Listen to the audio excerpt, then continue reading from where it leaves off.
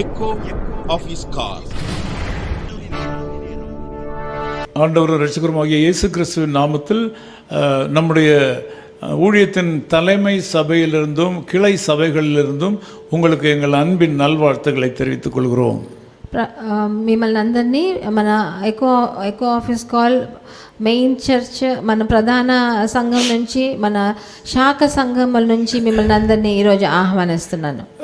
2 கொரிந்தியர் 4:8 அப்போஸ்தலனாகிய பவுல் நமக்கு எழுதுகிறார்.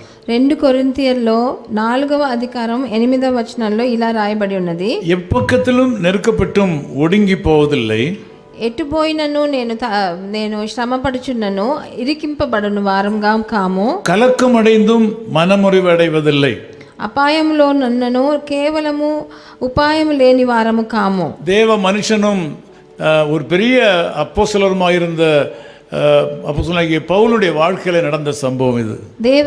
దేవుడు మనిషి అయిన అపోస్తలుడైన పౌలు జీవితంలో జరిగిన సంఘటన ఇది. அவர் தேவனுடைய மனுஷனாக இருந்த போதிலும் கூட மிகவும் நெருக்கப்பட்டார்.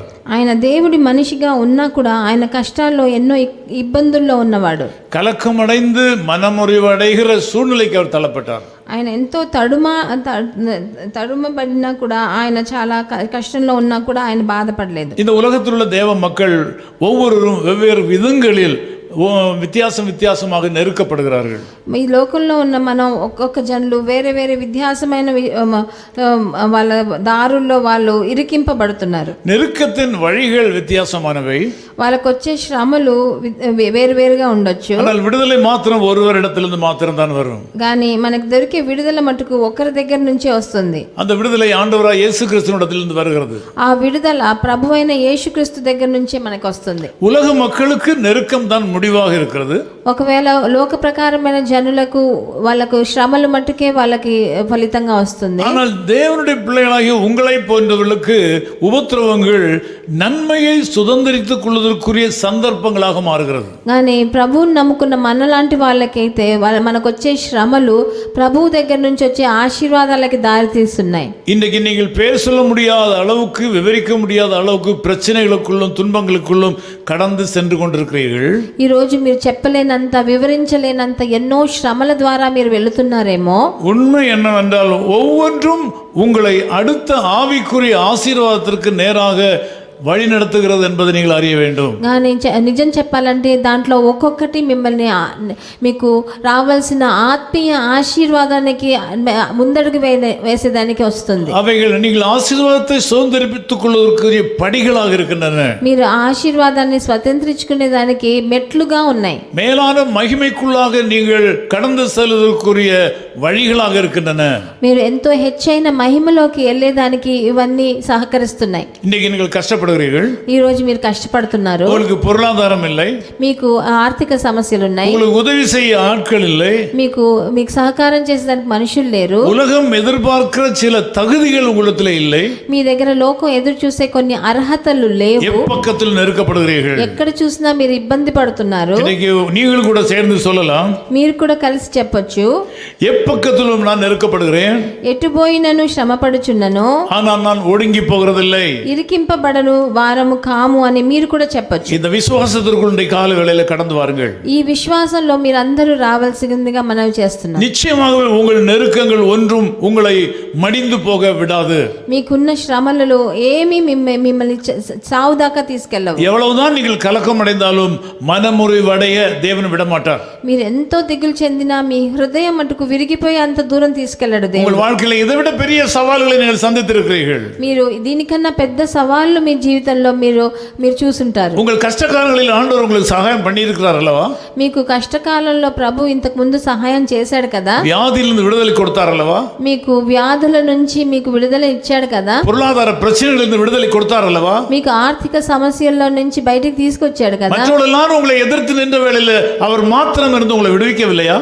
మీకెంతో జనులు మిమ్మల్ని ఎదిరించినప్పటికీ ఆయన మీకు తోడుగా ఉన్నాడు కదా. இன்றைக்கும் நீங்கள் ஒரு அற்புதத்தை எதிர்பாருங்கள். ఈ రోజు కూడా మీరు ఒక అద్భుతాన్ని ఎదురు చూడండి. நீங்கள் எப்பக்கத்தில் நெருக்கப்பட்டும் ஒடுங்கி போவதில்லை. మీరు ఎట్టుపోయినను మీరు ఇరికింపబడని వారుగా ఉన్నారు. அதிகமாக கலக்கம் அடைந்தும் மனமுறிவடைய மாட்டீர்கள். ఎక్కువగా దిగులు వచ్చినా కూడా మీ హృదయం విరిగిపోయేలాగా చేయకండి. நான் உங்களுக்காக ஜெபிக்கிறேன். నేను మీకోసం ప్రార్థన చేస్తాను. எங்கள் நேசபிதாவே உம்மை நன்றியோடு ஸ்தோத்திரிக்கிறோம். మా ప్రియ తండ్రి మీకు వందనాలు స్తుతులు. இந்த ஜெபத்திலே கலந்து கொண்டிருக்கிற அன்பு சகோதர சகோதரிகளை உம் அன்பு கரங்களில் ஒப்புக் கொடுக்கிறேன். నాతో ఏకీభవించే నా ప్రియ జనులను మీ చేతికి అప్పగిస్తున్నాను నాయనా. இன்னைக்கு வேறொருவருக்கு ஆதரவு இல்லை.